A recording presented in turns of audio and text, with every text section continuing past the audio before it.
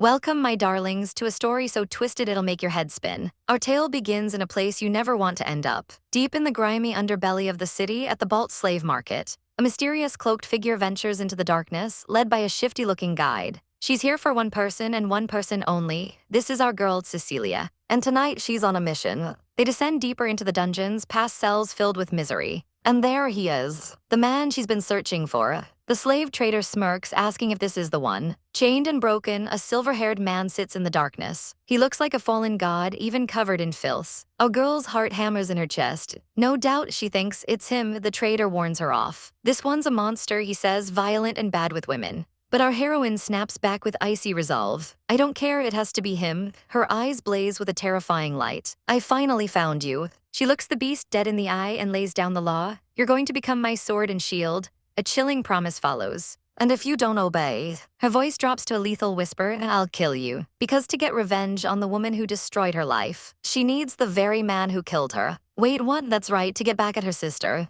The beautiful and beloved second princess, Aria Maxwell. Let's rewind 3 years, shall we? Our poor Cecilia is trapped in a dungeon, framed for poisoning the emperor. She screams her innocence, begging her angelic sister to believe her. Aria puts on a masterclass in fake sympathy. Of course I know you didn't do it, she coos. For a second, our little nugget feels a glimmer of hope. But then the mask drops, because Aria purrs, her smile turning venomous. I'm the one who poisoned him. The reveal is absolutely savage. Cecilia's world shatters into a million pieces. Aria admits she used Cecilia's power to eliminate her rivals for the throne. And now that she's on top, our girl is just a loose end to be tied up. All the kindness, the hugs, the sweet words, it was all a lie. A calculated plot to use her and discard her. Cecilia adored her sister, completely blind to the snake she was nurturing. As a thank you, Aria decides to have Cecilia killed by her favorite pet. Her strongest private knight, a man named Daniel. Yes, that Daniel. Aria brags about finding him in the slave pits and making him hers. Then she gives the order, promising it'll be quick. Cecilia scrambles away in pure terror. She pleads for her life as the knight advances, his sword raised.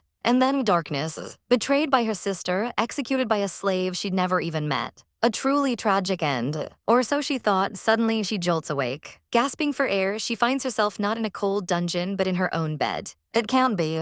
She was just killed. But the truth is undeniable. She's gone back in time 5 years back. Which brings us back to now. She's just purchased her own future killer and brought him to his new room. Daniel is on high alert. He can't figure this woman out. She told him to obey or die. But now she's giving him a room. He debates killing her and making a run for it. But decides to wait and see. As he changes, a brutal-looking scar is revealed on his back. Cecilia freezes. She knows that mark. It's a poison scar. He warns her not to touch it. But our girl has never been good at listening. He cries out in pain. But then the agony starts to fade. A soft purple light flows from her hand, drawing the poison right out of his body. He is completely stunned. The effort takes its toll on Cecilia and she stumbles back. He instinctively reaches out, asking if she's okay. When she lowers her hand, her own skin is covered in dark, flower-like marks. It's a hauntingly beautiful sight. Daniel is floored. There's only one family with power like this. Are you a Maxwell? She meets his gaze, her expression unreadable. Yes, I am Cecilia Maxwell, the poison princess. And with her identity revealed, she makes her proposal. Help me with my revenge. You see, in the Maxwell family, power is everything. Children are born with special abilities, and the strongest becomes the next ruler. Cecilia and her 3 half-sisters were all in the running. But his sister Aria, with the power of clairvoyance, was the shining star. Praised as a saint, everyone assumed she would be empress. Our poor Cecilia, on the other hand, was a complete outcast. Her ability was detoxification. When she absorbed poison, these eerie marks would appear on her skin. Her own father was disgusted by her. The entire empire scornfully called her the Poison Princess. She spent her life hiding in the shadows, serving as the emperor's secret food taster. She lived in a hood, desperate to hide her cursed face, until the day her beautiful, perfect sister Aria found her. Aria feigned concern, asking why she was hiding. Our little nugget confessed she was afraid of harming her sister's reputation. Aria pulled her into a warm hug, whispering sweet lies about how she was precious family. For the lonely, touch-starved Cecilia, it was everything. Aria then proposed they work together. She manipulated Cecilia, saying her power was essential for the good of the country. Our girl was so happy she didn't see the trap. To be needed, to be acknowledged, to be embraced. It was the first time she'd ever felt wanted. She had no idea she was just a pawn in Aria's bloody game. Together, they were unstoppable. They took down all the other heirs one by one.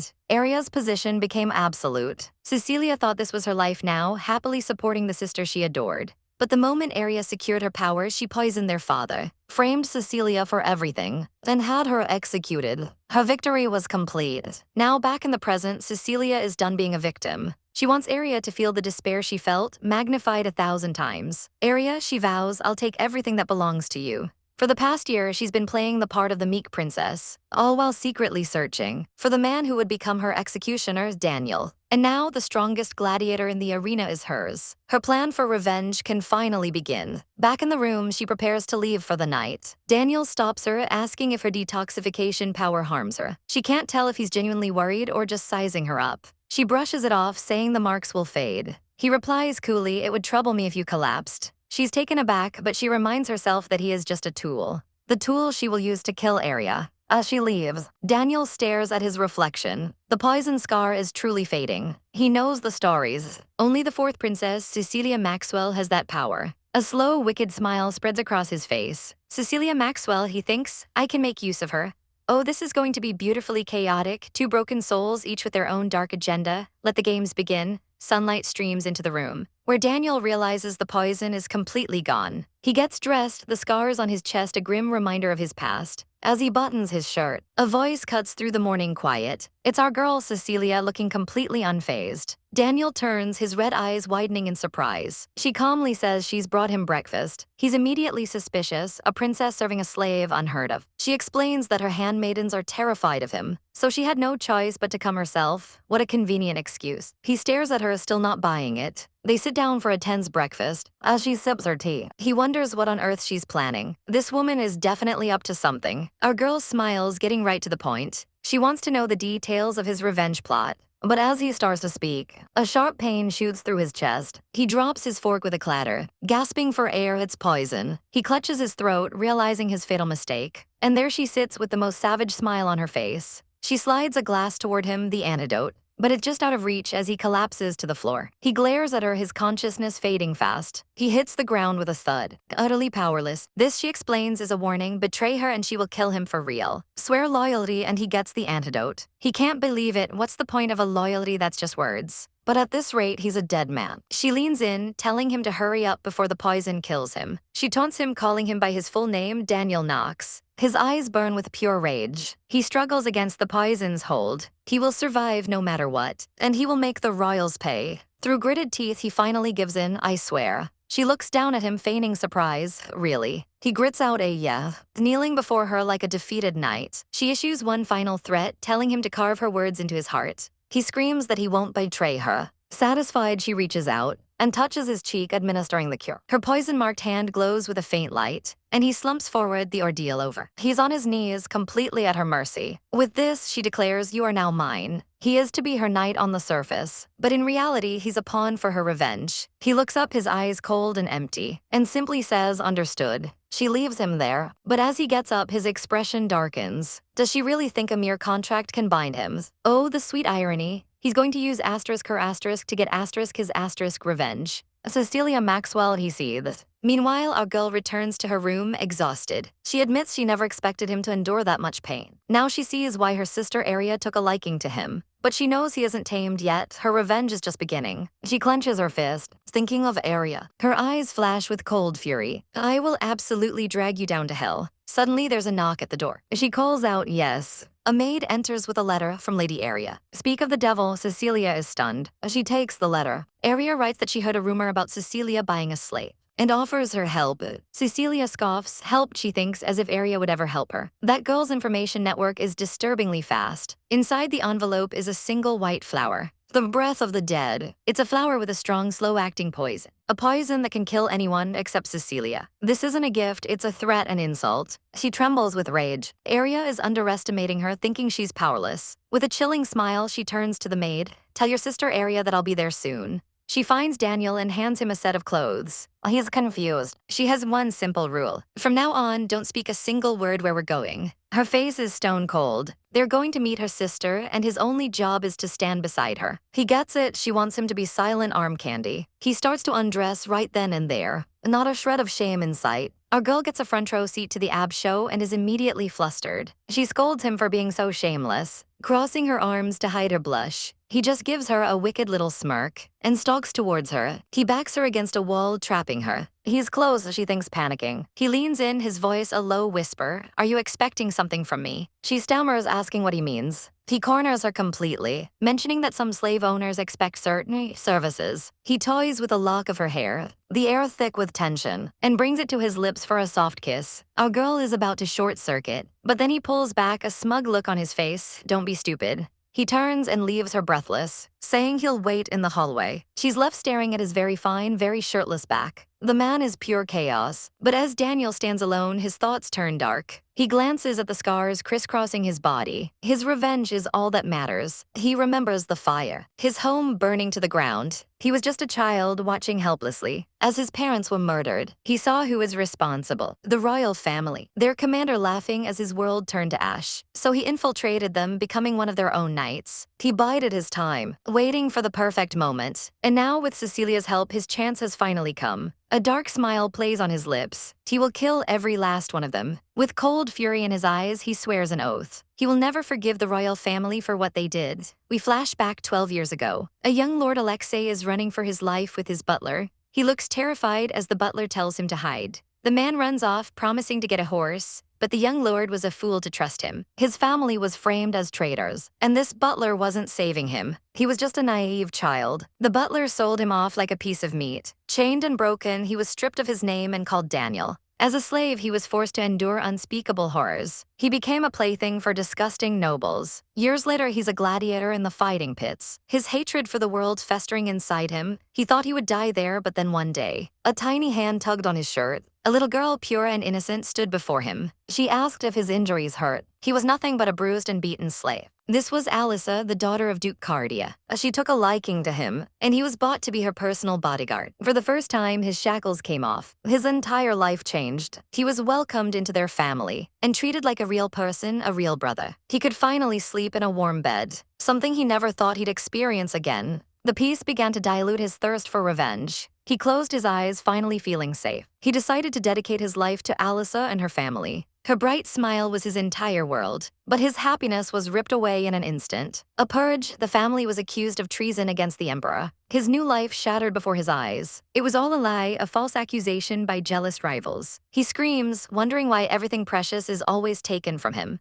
The emperor was behind it all, and Daniel's eyes burn with a renewed, all-consuming rage. He vows to destroy them. With his own 2 hands, he will kill every last one of them. Back in the present, he prepares for the day. Our girl, Cecilia, enters the room. He asks if she's ready, and she puts on a brave face and says yes. But seeing him in that knight's uniform brings back the traumatic memories of her own death at his hands. He notices the poison marks on her skin, and they head out together. His plan is simple. First, he needs to win her over. They arrive at a party hosted by her sister, Aria. Aria greets them with a sickly sweet smile. Our girl gives a polite, rehearsed thank you, but Aria's eyes are already glued to the man beside her. She sizes him up, calling him the infamous slave knight. Our girl plays the part of the pitiful sister perfectly. Aria's response is dripping with condescension. Oh, you poor things, you can't do anything without me, can you? Our girl plays along, promising to consult her next time. Daniel watches the whole chaotic exchange, deeply suspicious. As they leave, our girl keeps up the act. Aria waves them off with a smile. But the second they're gone, her mask drops. She licks her lips, checking Daniel out. He's wasted on Cecilia, she thinks, the predator emerging.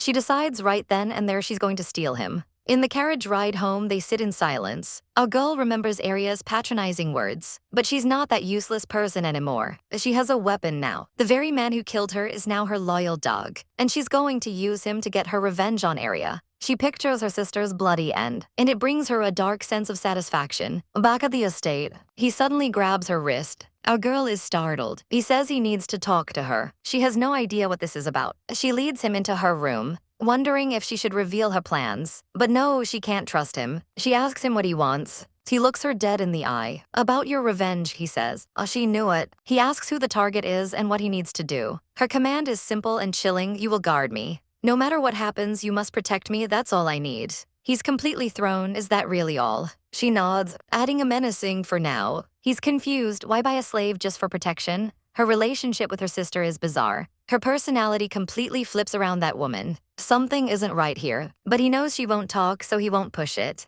Fine, he says. He takes her hand gently, making her flinch. He vows to protect her with everything he has. He hopes that one day she'll trust him enough to tell him the truth. Until then, he'll do his best to earn that trust. Our girl is stunned into silence. He leaves her alone to think. She clenches her fist, his words echoing in her mind. Later, he's in his room, shirt off, revealing the scars of his past. He replays her command in his head. He remembers the sweet girl who saved him and the family he lost. Protect a royal woman. The idea is a sick joke, but he knows he has to play along to get his own revenge. He smirks, a dangerous glint in his eye. He'll become her dog, her sword, whatever she wants. This man is ready for absolute chaos. Meanwhile, our girl is plotting. She can't believe he accepted so easily. Her ultimate goal is to make him kill Aria, but she needs them both to fall into her trap. She could tell him the plan, but no, she'll never trust anyone again. This time, she'll be the one betraying everyone. She has to focus on her next move. That move involves Aria's ability to see the future. If Aria sees a vision of betrayal, our girl's plan could fail, and she could end up dead all over again.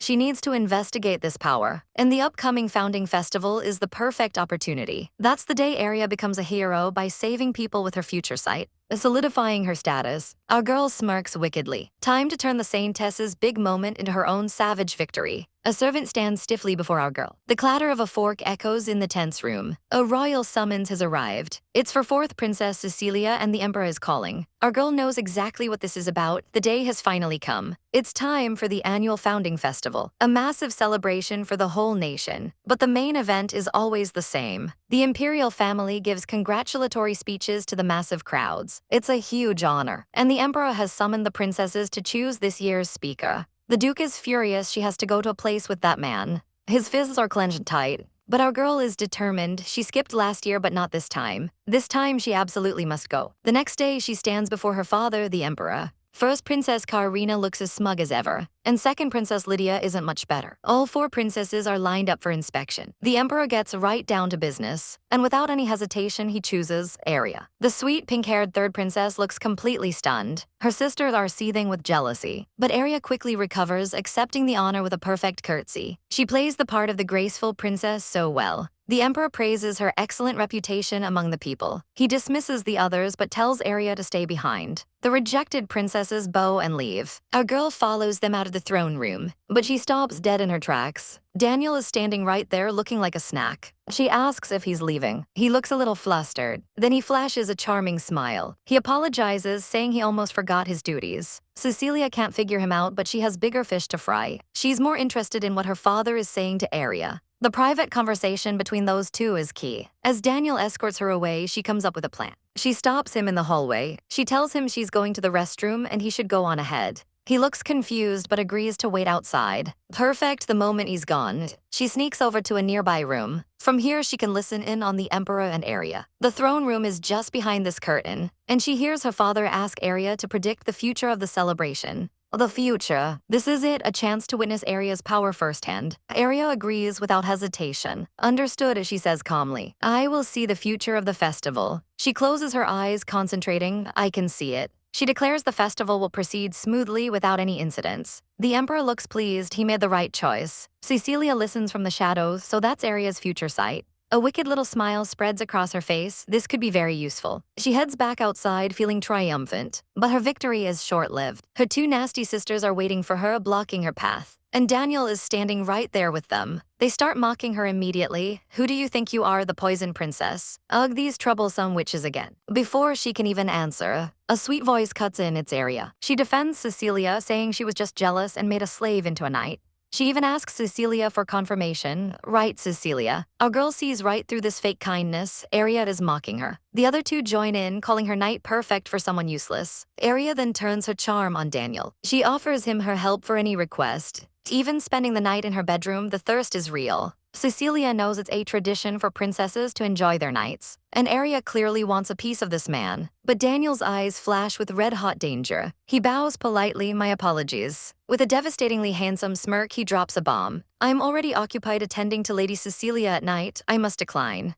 Our poor girl's jaw hits the floor. What is he even saying? But he just looks down at her, enjoying the chaos he's created. The air is thick with tension and pretty flowers. The sisters look ready to explode. They are not happy. Cecilia immediately starts backpedaling. Don't misunderstand, he's just a former slave I'm teaching. She tries to play it cool, but her face says otherwise. Daniel Ever the actor plays along, as my master says. He apologizes if they were offended. Aria forces a smile, no, it's fine. Cecilia quickly thanks her for her generosity and gets them out of there. They leave in their carriage, escaping the awkward scene. But the three sisters are left behind, gossiping. Karina thinks it's super suspicious. She even mocks Aria, saying her assets were meaningless against Cecilia.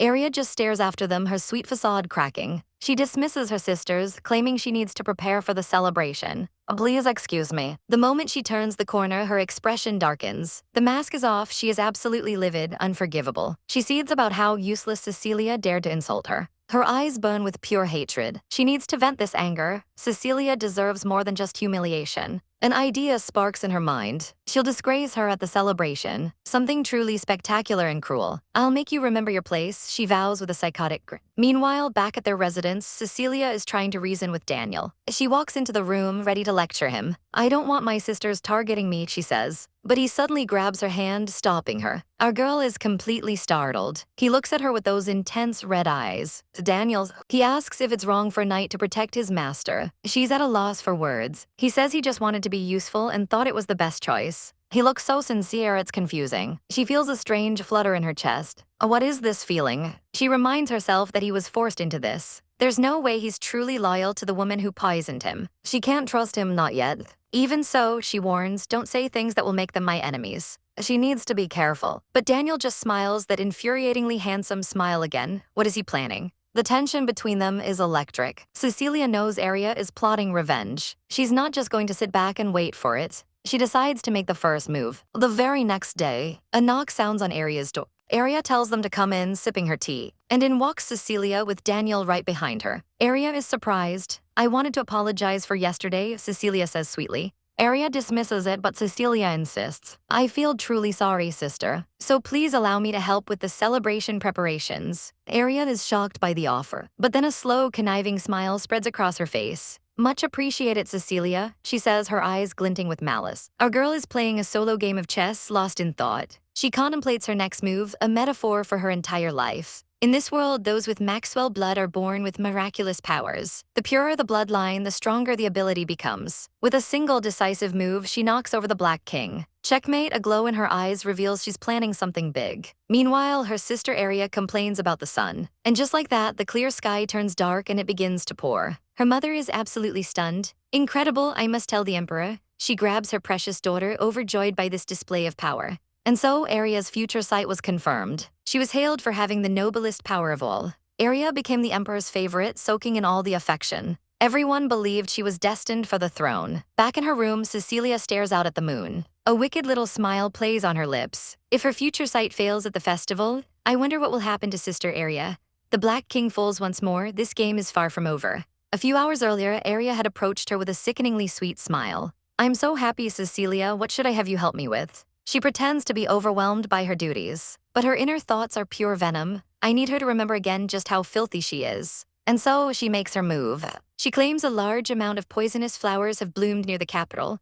I want you to eliminate them using your power, she says with a dazzling smile. An ordinary person would be poisoned just by getting close. But Cecilia, with her unique body, should be fine, right? Our girl sees right through this pathetic trap. She's only immune to dying from poison, not the painful side effects. Aria's goal is simple. She wants Cecilia covered in poison and unable to move by the festival. The sheer audacity of this pink-haired snake. Aria pressures her, playing the victim. Don't tell me you don't want to. But her real plan is to have everyone look at Cecilia with pure disgust. The night Daniel sees the whole exchange, his face tightening with concern. He can't believe Aria is planning to use her like this. This isn't a job for a princess. She can't handle it alone. But Cecilia just smiles. Yes, sister, I gladly accept. Our girl is ready for battle. I'll take on your challenge. She asks what kind of poison flower it is. Morvelina, Aria replies. Cecilia's eyes widen in shock. That flower only grows in remote, high-altitude places. Aria stumbles for a moment but quickly recovers her lie. She claims a whole patch was found in a forest near the capital. This is Morvelina, a flower whose toxins cause hallucinations and death. Even Cecilia needs days to detoxify a victim. Aria spins a tale of seeing a future where guests die from its poison. Our girl is floored. Is she lying just to convince me? Aria just smiles sweetly, knowing she's backed her into a corner. Whether it's a lie or not, Cecilia has no choice. With a brilliant fake smile, she accepts the request from her beloved sister. Aria looks thrilled. Her plan is working perfectly. Later, as they walk, Daniel questions her, "Do you really, as a princess, have to go yourself?" She doesn't even hesitate, "If not me, then who else?" Her ability is detoxification, this is her burden to bear. A few days later, they arrive at the field of deadly flowers. "This is it," she says, her face grim. "It's not as bad as she expected. She can finish this in a day. And better yet, she can use these very flowers to expose Aria's fake future site." She warns Daniel to stay upwind. Then she orders him to start a fire to burn them. The command triggers a dark memory for him.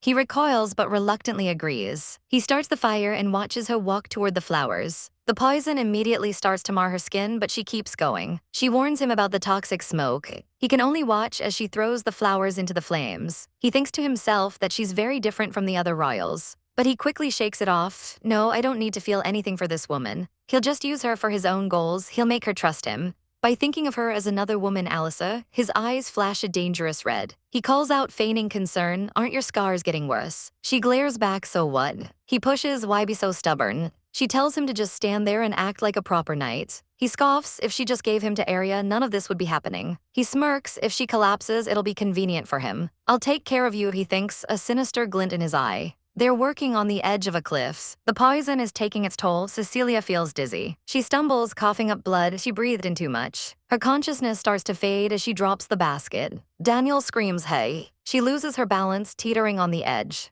"I'm falling," she thinks, as the world turns upside down. "Cecilia," he roars, lunging forward. His hand shoots out, desperate to reach her. He grabs her wrist just in the nick of time. With a powerful heave, he yanks her back from the brink and into his arms. Safe for now. The dark miasma envelops them as Daniel holds her tight. Damn it, the smoke. She thinks the poison already searing her skin. He grits his teeth, trying to hold his breath. The poison is overwhelming him. She knows they have to get out of there now. At this rate, they'll both be goners. In a moment of desperation, she grabs onto his uniform. Everything flashes pink. Suddenly, the scenery changes completely. Our girl is bewildered, wondering what just happened. Daniel looks like he's in serious pain. The sound of a waterfall fills the air. They've teleported to safety, but they're not out of the woods yet. He looks at the mark spreading across her face. "It's already spreading through your body," he says grimly. She demands to know why he saved her from the poison. He reminds her he never told her to jump in front of it. "I told you I'd protect you, didn't I?" he says, a promise in his eyes. Our girl is just stunned by his declaration. She insists they need to detox him immediately. But he just says, "No need. You're the one who got hit harder," he insists, saying he'll be fine with just some water. And then my man just starts undressing. He walks towards the water without a second thought. She tries to tell him that water only removes the surface poison. The toxins inside her body will linger for who knows how long. But he just says he's tougher than her and tells her to finish off the rest of the poison flowers. Our girl is absolutely flabbergasted. With the last flower disposed of, she has a sudden realization. She remembers Aria predicting an illness in the village. Could it be that the illness was caused by this exact poison? That means Aria didn't have future sight. She knew about this from the start. Just to be certain, she tests the flower one last time. As she burns the last of it, a voice calls out. It's her other knight, looking totally unbothered. He asks if she's all right. She's surprised he's worried about her. But before they can talk, there's a rustle in the bushes. Daniel immediately pulls her behind him on guard. Who's there? A villager emerges from the trees, looking confused. But then his eyes land on our girl and he starts screaming bloody murder. "The poison princess," he shrieks, collapsing in terror. The man calls her creepy and disgusting.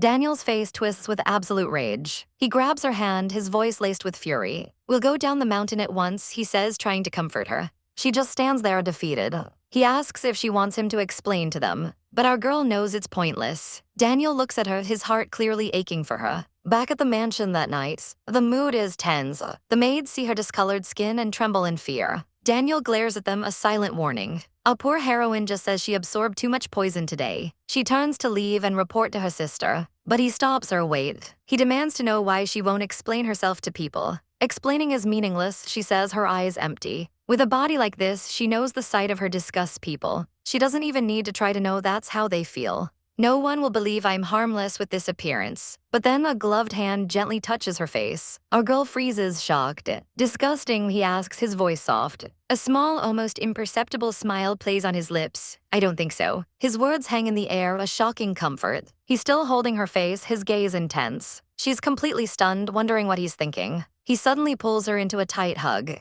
She trembles in his arms, utterly confused. "I'll carry you to your room," he declares. She stammers that it's fine, but he's already lifting her. Why, she asks, her voice barely a whisper. You don't dislike me, he asks, his expression unreadable. Later, she's passed out on the bed, exhausted. Daniel remembers she needs water for the detoxification process. He looks around the room but finds nothing. Seems I have no choice but to go get some, he mutters. He's not happy about it, but he'll do it for her. He marches out into the hallway. He immediately finds a maid. Excuse me, he says, stopping her. The maid is startled but answers. He asks for a water pitcher and a glass. The maid swoons, completely charmed. She returns in a flash with exactly what he asked for. The maid is practically blushing as she offers her help. He thinks to himself how a simple smile makes people so accommodating. A skill he learned as a slave is proving useful again. He remembers how it worked on his former mistresses, and yet he wonders why that same smile never works on Cecilia. No matter how kind he is, she always brushes him off. He enters her room again, finding her still asleep. I got the water, he says softly, can you drink? He holds the glass for her, his expression concerned, but she just weakly lifts her hand. He asks her what's wrong. She points to his own hand, and then she reaches out and touches his face. A dark purple energy flows from his skin into her hand. He stares in shock as she absorbs the poison left in his body. She was detoxifying him. The poison's effects on him are already fading. She collapses back onto the bed, her job done. He realizes she's never going to talk about what she can do. He turns and walks to the door, a conflicted look on his face. He reaches for the handle to leave, but just as he's about to exit, he hears it. He pauses, listening. A faint sound comes from the room. It's a cough, weak and pained. Then another, much worse. He realizes she's in agony. The tiny amount of poison left in him was nothing, yet she's suffering this much. He remembers the villagers' hatred, their fear, and he remembers his own burning hatred for the royal family who destroyed his home. The fire, the screams, it all comes flooding back. But as he looks at her, writhing in pain, he can't help but wonder, why does she seem so different from all the other royals? The Duke sits by her bedside as she lies unconscious, the poison still marking her skin. He hopes his care is helping, even a little. But our poor girl cries out, still trapped in a nightmare. She's panting, clearly in immense pain. He watches, his heart aching for her. He quickly prepares a cool compress. Gently, he places the cloth on her burning forehead. Finally, her breathing seems to even out. He lets out a sigh of relief. But he's still worried. The color of the poison is still dangerously dark. A doctor arrives to tend to her as he watches over them. The next morning, our girl finally starts to stir. Her eyes flutter open, still dazed. The compress from the night before falls from her head. What's this? She wonders, completely confused. She's sure she kicked that man out yesterday. So why is he still sitting in her room? She hears him murmuring a name in his sleep, Alyssa. He's dreaming, but the name is unfamiliar. She's never heard of anyone named Alyssa. Suddenly, his eyes snap open. He immediately asks if she should be up already. She tries to brush it off, saying it looks worse than it is. And she reminds him of her detoxification ability. He clenches the cloth, not buying it for a second. Why do you push yourself so hard? He asks, his voice tight. Our girl just looks away, annoyed. He presses on, saying he'd worry regardless. You even collapsed. She whips her head back, a savage glint in her eyes. Worrying, huh? She scoffs. Do you have the nerve to say that when you're the one who killed me? He's completely stunned. She coldly tells him to leave so she can wash up. She adds that she's going to see her sister, Aria. He gets up, a million questions swirling in his mind. The door slams shut, leaving him in the hallway. A girl looks down at her own hands, stealing her resolve. He stands outside, completely bewildered. What did she mean? Her words echo in his mind. Why would she say that, and what was that look of pure hatred on her face? Later, she goes to see her sister, the Duke escorting her. They find Aria, who immediately puts on a dramatic show. Oh my, Cecilia, what happened to you? She calls her pitiful, the fakest sympathy you've ever seen. Our girl claps back, thanking her for her kind words. Aria suggests she's too hideous to attend the upcoming ceremony. She even offers to send a message to His Majesty for her. But our heroine isn't backing down. As royalty, I will attend the ceremony. Aria's sweet facade is back in an instant. Oh my Tilda. The Duke just watches this chaotic sisterly exchange. Aria praises her attitude, dripping with condescension. Our girl is done with the act and asks to be excused. As they leave, Aria's mask drops. She still doesn't understand her place, she sneers. Looks like someone needs to be taught a lesson. Outside, the Duke questions her decision. Are you really going like that? She simply says yes and walks away, leaving him to worry. He's left speechless yet again. She goes into her room and locks the door tight. It's time for some villainous level plotting. She heads to a hidden compartment. Thinking of her sister, a dark smile plays on her lips. Aria, I can't wait to see your face when I crush your future. She looks at a glowing flower, the key to her revenge. Back in her lab, she gets to work. A potion bubbles over a hot flame. She carefully mixes the ingredients. Finally, the concoction is complete. She holds the small vial, her plan ready. The day before the festival, she's ready to make her move. The Duke finds her asking how she's feeling. He still looks so worried. She gives him a short "I'm fine." He tells her they're heading to the venue and warns her just don't say anything unnecessary like last time. Oh, he is definitely still thinking about that "you killed me" line. They arrive at the hall where preparations are underway. Everything seems to be going smoothly. But of course, they run into Aria and her fan clubs. One of the ladies gasps dramatically. Aria floats over, feigning concern. The nobles start whispering about her pitiful appearance. They praise Aria for being so kind to her scarred sister. Aria then puts her on the spot. By the way, sister, have you foreseen tomorrow's festival? This is a trap. Aria claims their father asked her to check the future. Our girl knows exactly what she's doing. A maid asks what the future holds. Aria beams, announcing the ceremony will conclude without incident. Our girl just says, "That's wonderful." Aria acts relieved. Cecilia excuses herself and walks away with the Duke. The moment they're gone, Aria's face darkens. Why would she ask about my foresight? The audacity, she is absolutely seething. Outside, the Duke tells her she can return to the mansion. He can't help but notice how pale she looks. And he finds himself wondering, wait, why am I worried?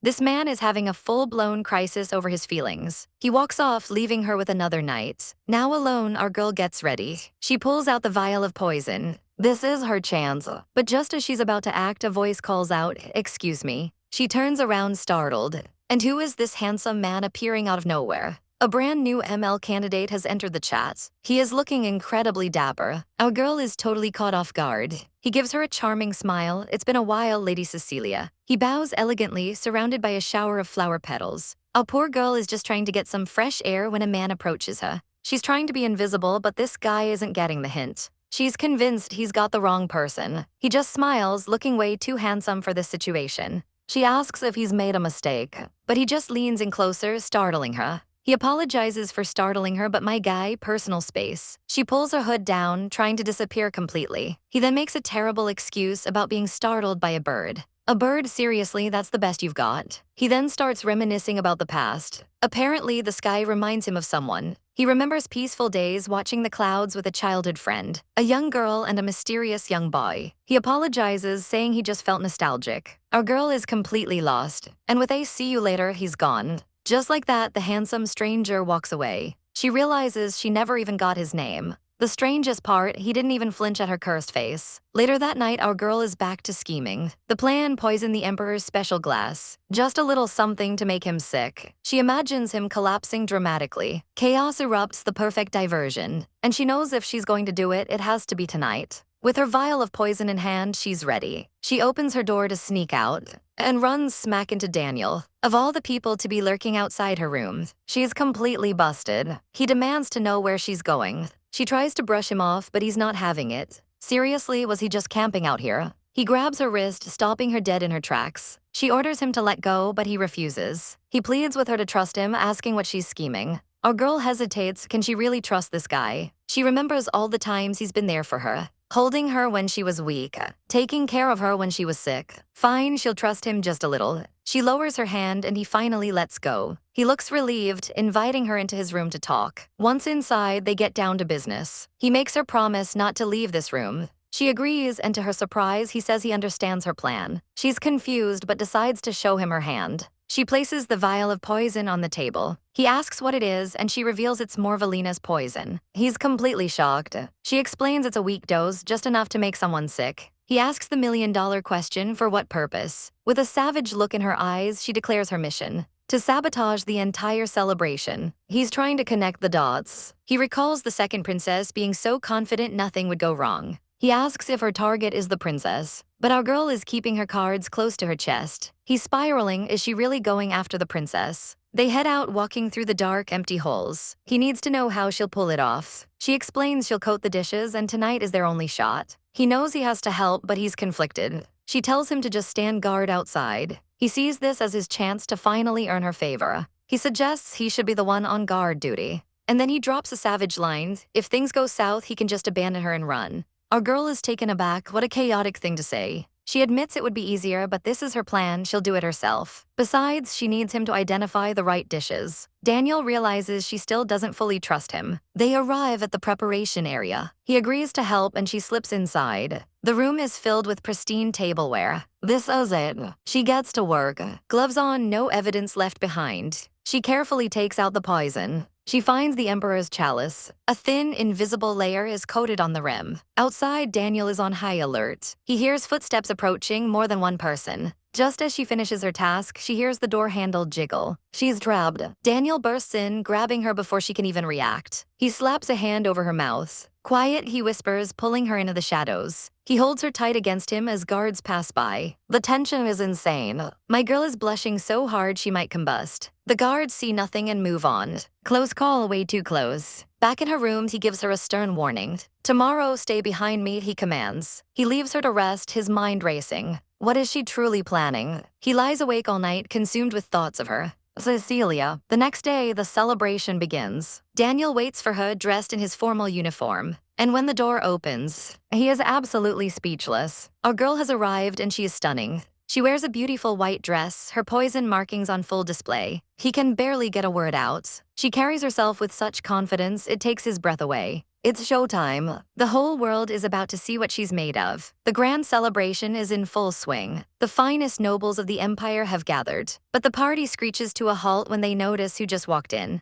It's our girl, the forgotten fourth princess, Cecilia. And honey, she did not come to play. The whispers start immediately, isn't that the poison princess? But damn, since when was she that beautiful? Even her own sister Aria is seething with jealousy. She's supposed to be ugly. The emperor gives a toast, blissfully unaware of the drama. Then it's Aria's turn to shine, giving a grand speech like she owns the place. Everyone swoons, thinking she's obviously the heir. But our girl Cecilia is just standing in the corner with her mysterious knight. She calmly watches the whole charade. She's just wondering how long it'll take for her little plan to kick in. Suddenly, a young lord approaches, but her knight immediately steps in front of her. He asks if she knows this man. Turns out it's Lloyd Valmont, a childhood acquaintance. She remembers him, but knows they shouldn't be seen together. Her knight is giving him a total death glare. And of course, Aria sees an opportunity to be messy. She swoops in, thanking Lloyd for attending. She tries to dismiss our girl, claiming Cecilia is just too shy. The absolute nerve of this woman. Just then, the emperor calls for Aria. He wants her to put on a little show for the guests. Time to whip out that famous future-seeing ability. Aria preens, loving the attention as she closes her eyes to divine the future.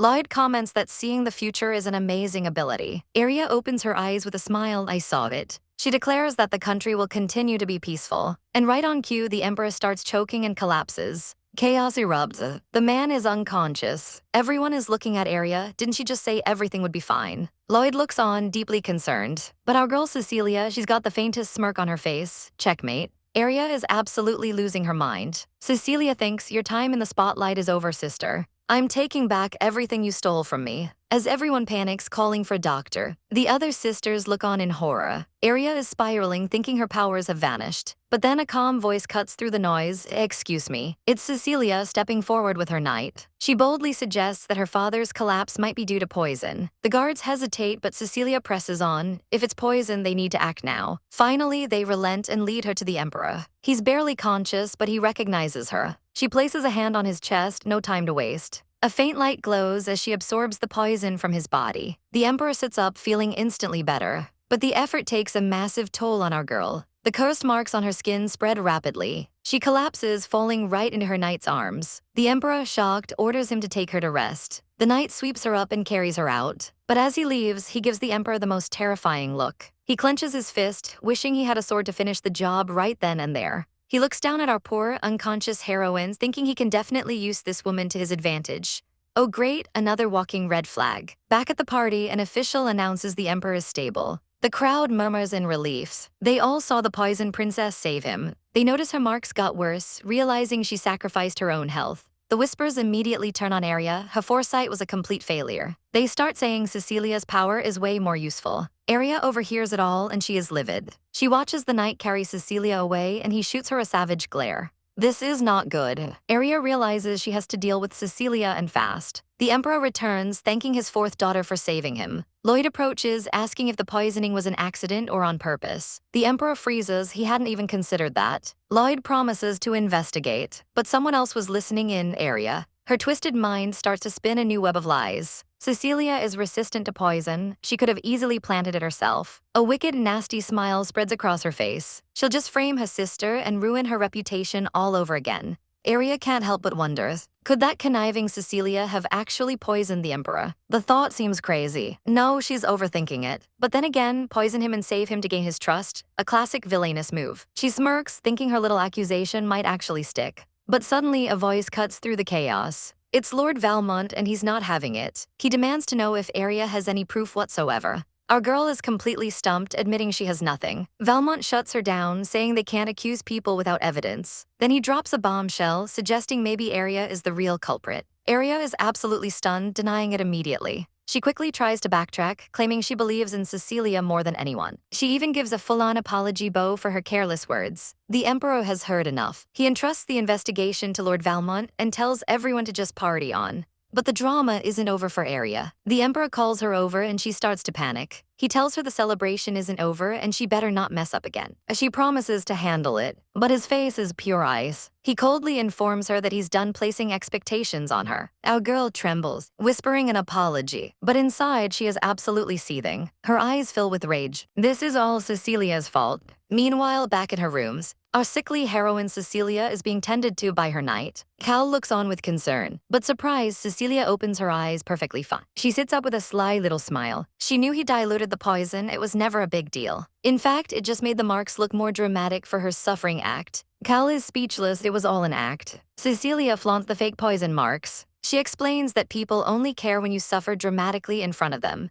It's the only way to get what you want. Cal is silent, putting the pieces together. He realizes her target for revenge is Aria. He points out that Aria was in charge, so this chaos hurts her the most. Cecilia just smiles coyly. She challenges him, asking if knowing her plan makes him want to quit. Frustrated, Cal gets up to leave. Needing some space, he reaches the door, but freezes. There's someone outside. It's Lord Valmont, and he recognizes Cal as Cecilia's knight. Cal is instantly on guard. Valmont asks to speak with Cecilia. Cal's eyes narrow. For what reason? Valmont says it's about the poisoning incident. The tension is so thick you could cut it with a knife. Valmont repeats his request, wanting to inquire about the poison. Cal's mind races. Does this man suspect her? Valmont puts on a concerned face, asking about her condition. Cal knows if Cecilia gets investigated now, her revenge is ruined. So he lies, apologizing and saying she's not well enough to speak. Valmont seems to buy it, promising to visit another day. And then he leaves. Cal closes the door, only to find Cecilia standing right behind him. He asks if she's okay to be up. She waves it off, saying it's not as bad as it looks. She doesn't think Valmont suspects her, but they should be cautious. Cal tells her his name, Lloyd Valmont. Cecilia thinks for a moment, but says she doesn't know him.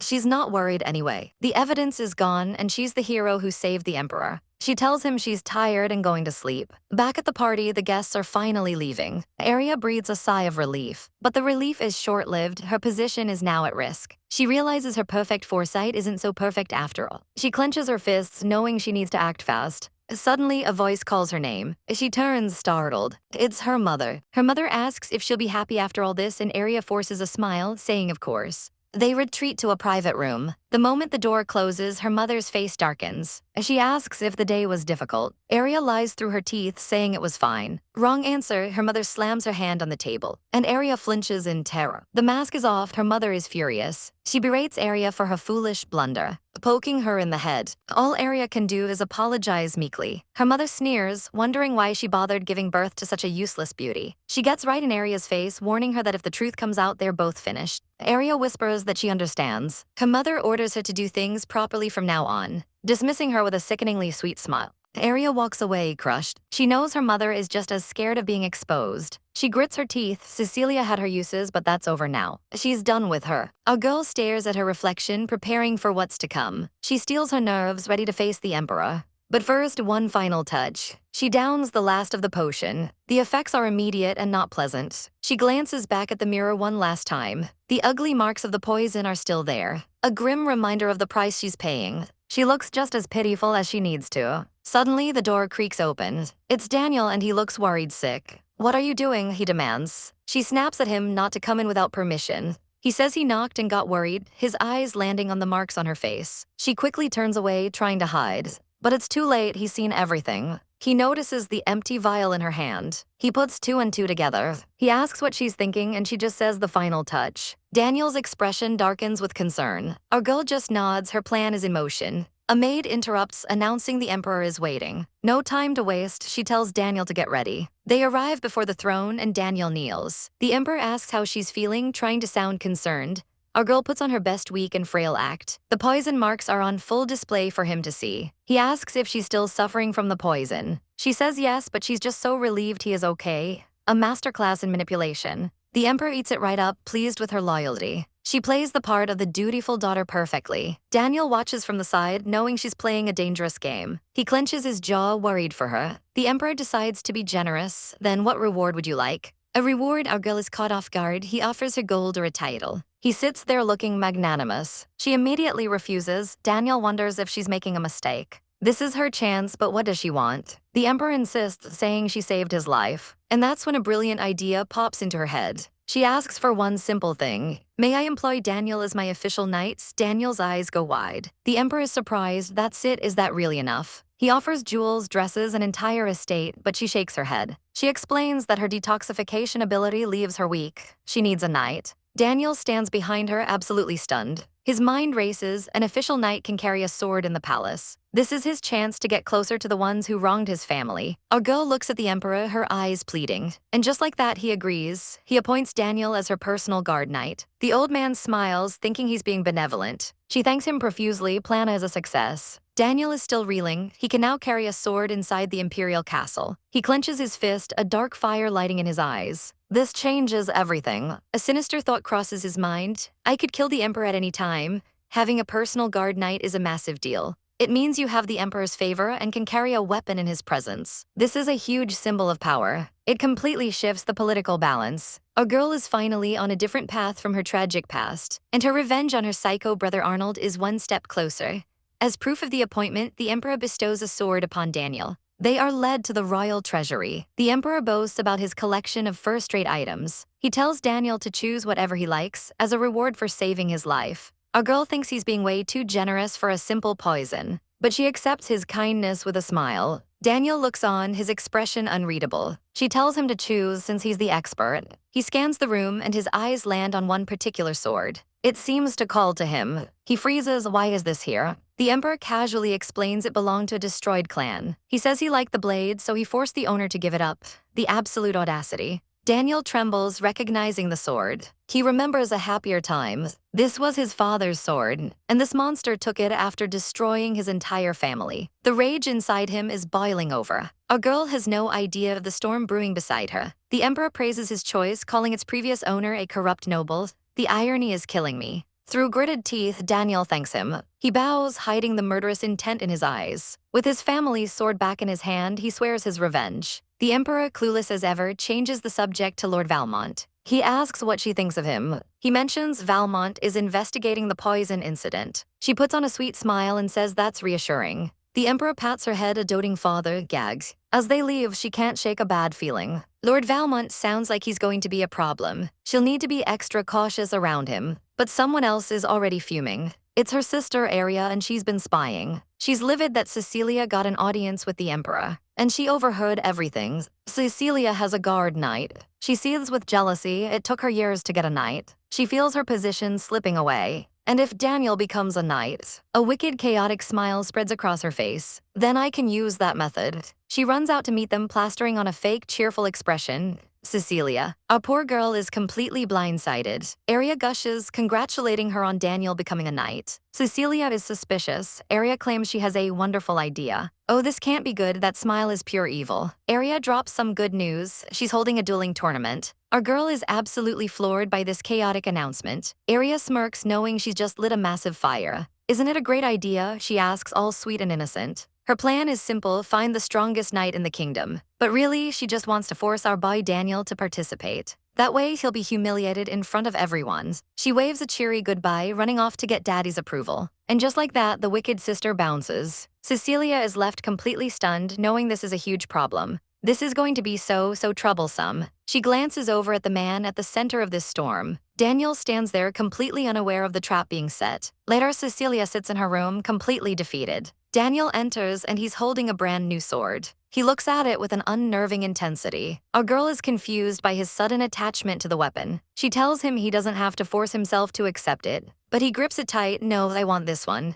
He reveals his father wasn't skilled with a sword, but he still took pride in this blade, the one he used to kill the emperor. His eyes glow a terrifying red. This sword is his revenge. He grips the hilt, lost in his dark memories. The past is a heavy burden for our poor boy. His crimson eyes are filled with a chilling resolve. Cecilia can feel the dangerous aura coming off him. What? She asks. He quickly snaps out of it, saying it's nothing. She tells him to just ignore Aria's ridiculous tournament. But Daniel's eyes narrow. He doesn't mind participating at all. Our girl is shocked. Is he serious? He explains that as a slave, he was forced to duel all the time. He's used to it. But Cecilia argues that Aria has 8 skilled royal guards on her side. The other sisters have knights too. It's a losing battle. He asks if she's forgotten where he came from. Noble swordsmanship is just a game to him. His eyes burn with confidence. I can grant you victory. She's seen that look before. In the slave arena, losing meant death. Daniel is a beast forged in battle, but she has a very bad feeling about this whole thing. She puts her foot down. I won't participate in the dueling tournament. Daniel just stares, his resolve unshaken. She orders him back to his room.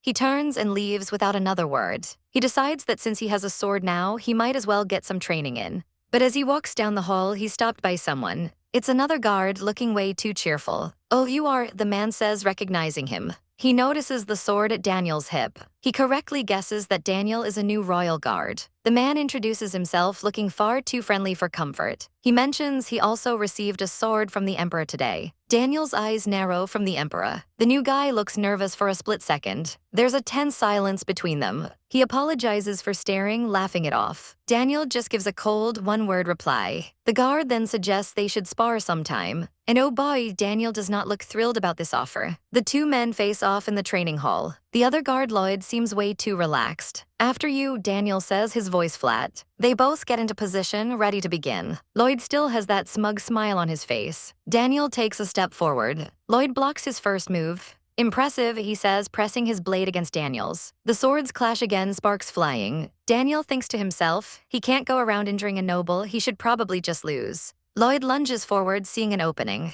He swings his sword in a wide arc, but Daniel moves with lightning speed. He easily dodges the attack. With a flick of his wrist, he parries. It was pure reflex, he didn't even mean to do it. Lloyd's sword goes flying out of his hand. The match is over in an instant. Lloyd admits total defeat. Daniel wonders what this guy's game is. Lloyd then says something strange. If we got serious and hurt each other, Lady Cecilia would be furious. Daniel asks what he means by that. Don't tell me you haven't heard, Lloyd asks, feigning surprise. And then he drops the biggest bombshell of the century. I am scheduled to become engaged to Lady Cecilia. He touches his brooch, looking smug as hell. Daniel is completely frozen. The world stops spinning. He tries to tell himself it's natural. She's a princess, of course she has a fiancé. Lloyd keeps talking, explaining the marriage talks have been going on for a while. He's so glad things are finally moving forward. He beams, looking like the cat that got the cream. He extends a hand, expecting a handshake. I expect I'll be seeing a lot of you, he says. Daniel can only manage a week, right? He can't even bring himself to shake the man's hand. Lloyd finally leaves, his victory secured. The word echoes in Daniel's mind, fiancé. He clenches his fist, his heart turning to ice. He walks down the empty hall, completely numb. His mind is a storm of confusion and betrayal. He finds Cecilia waiting for him. She asks if he went to the training grounds. He confirms he had a sparring match. His face is like a stone mask. With whom, she asks, concerned. Lord Lloyd Valmont. Our girl is shocked. She starts to ask how that happened, but he cuts her off. He has something he needs to ask her. She notices how different he seems, so cold, so distant. He looks her dead in the eye. Are you going to marry Lloyd Valmont? The question hits her like a physical blow. Her mind flashes to an image of her and Lloyd married. Our poor girl is completely lost. What are you talking about? Who on earth is getting married?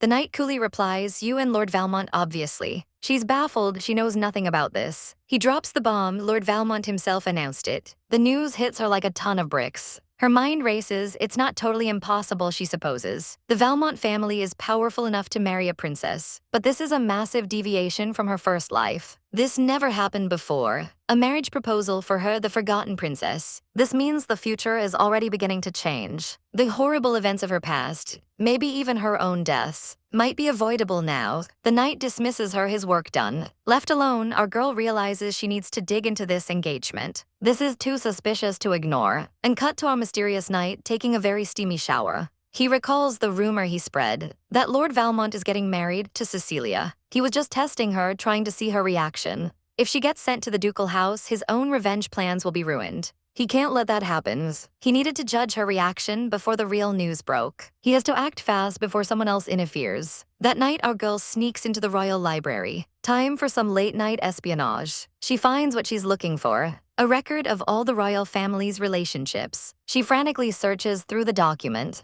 And just as she thought, the first princess, Karina, already has a fiancé, but the other princesses, including the powerful Aria, are still single. So how in the world does she have a fiancé? She remembers her father's strange question about Lord Valmont. It must have been a test, but still it makes no sense. The eldest son of a duke would want to marry Aria, the one with foresight, not a cursed princess like her. She searches again, but it's no use. The information isn't public. Suddenly, she hears a sound and freezes. Someone is here. Her heart pounds in her chest. She peeks out from behind the bookshelves, and her eyes meet his. It's Daniel. So it was you, he says, his voice dangerously low. Our girl is totally busted. He blocks the door, trapping her, and then, without a single word, he slams her against the wall and kisses her. It's a chaotic, desperate kiss, and she is shook. He holds her tight, not letting her escape. Our girl is completely overwhelmed. She tries to push him away, stop, but he's too strong. The kiss finally breaks. She stumbles backward, dazed. She trips, nearly falling to the ground, but he catches her just in time. Watch out, he says, his voice strained. He pushes her onto the bed, looming over her. What are you thinking? She asks, trembling. He looks down at her, his expression unreadable. This is the only thing I could think of, he whispers. She calls out his name, Daniel, but he suddenly looks pained. He gets off her, turning his back. My name is not Daniel. He turns to face her, a new, intense look in his eyes. My name is Alexei Rosenberg. The name hits her like lightning, Rosenberg. The name of the ducal house purged by her own father. The official charge was treason against the imperial family, but it was just a political purge. A purge that has continued to this day. And this man is a survivor. Daniel is a Rosenberg. Her mind is a mess. Why would he tell her this? She reaches out to him instinctively. He violently slaps her hand away. Don't touch me. She asks the terrifying question, was your purpose in getting close to me revenge? He doesn't deny it. I thought I should kill all of you. Then why didn't you just kill me? She demands. He looks away, his voice quiet. Yeah, I tried many times. He had decided to kill every last one of them. But you, I must have ended up pitying you. Sympathy, she can't believe it. He covers his face, clearly in agony. I don't understand. He drops his hands, looking defeated. What you do with me is up to you, he says. Hand me over or execute me, do as you please. And with that, he walks out, leaving her completely stunned. Outside, Alexei collapses against the door. What the hell am I even doing? He never intended to reveal his identity. He rushed things, and now, after seeing the look on her face, he knows he can't go through with his revenge anymore. He just looks up at the ceiling, lost.